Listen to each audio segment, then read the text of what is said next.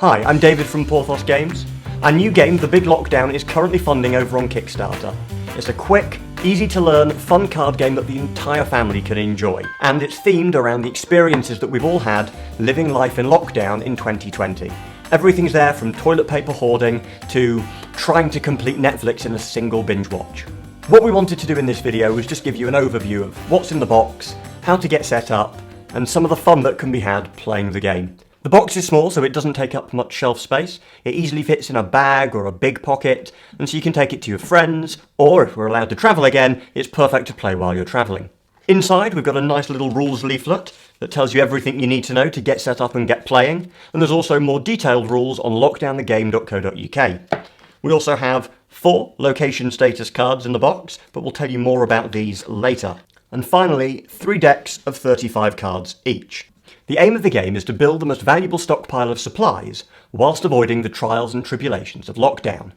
The worst of these, of course, is infection, which could knock you out of the game early, unless, somewhere in your stockpile of supplies, you have infection prevention. Now, at the beginning of each game, every player gets a stockpile of supplies to begin with, and they're all the same. It's always an infection prevention card worth 2, a food card worth 1, and a toilet paper card also worth 1.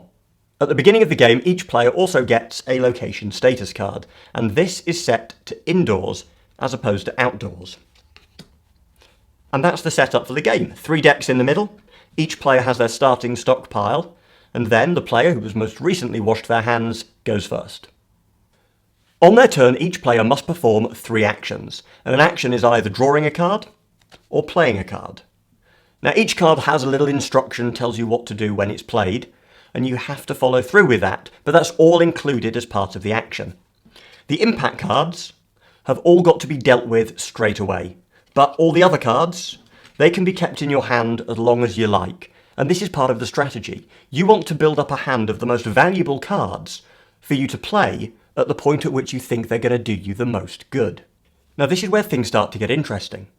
You're only allowed in the game to draw from the deck that matches your location status.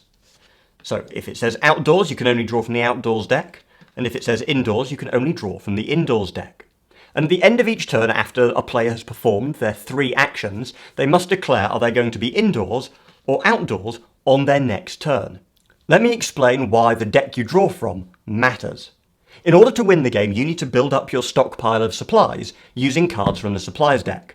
However, you're not allowed to draw from the supplies deck unless you play a stock-up card, because the indoors and the outdoors decks are different.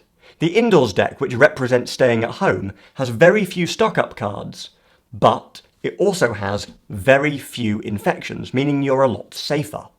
Outdoors, there's a lot of infections, but there are loads of opportunities to get stock-up cards to help you build your supplies. Indoors, you'll also find more cards that drain your supplies. Things like Feed the Family, where you've got to bribe kids with snacks, lose your food card. Or Feeling Flushed, you've eaten a bad takeout, lose your toilet paper card. So there's a different risk ratio depending on the deck you draw from. Also inside, there are defensive cards that allow you to defend yourself against other players trying to mess with you. Outdoors, there are offensive cards, allowing you to steal from other players or mess with their strategies.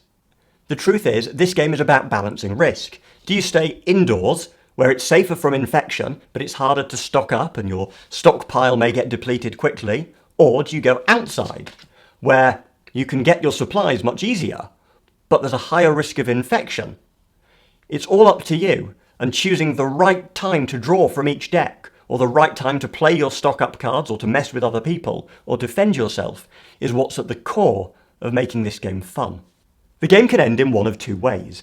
Either there's only 1 player left because all the other players have been eliminated by the dreaded infection card, or when all of the cards from any one of the 3 decks have been drawn and the decks are empty.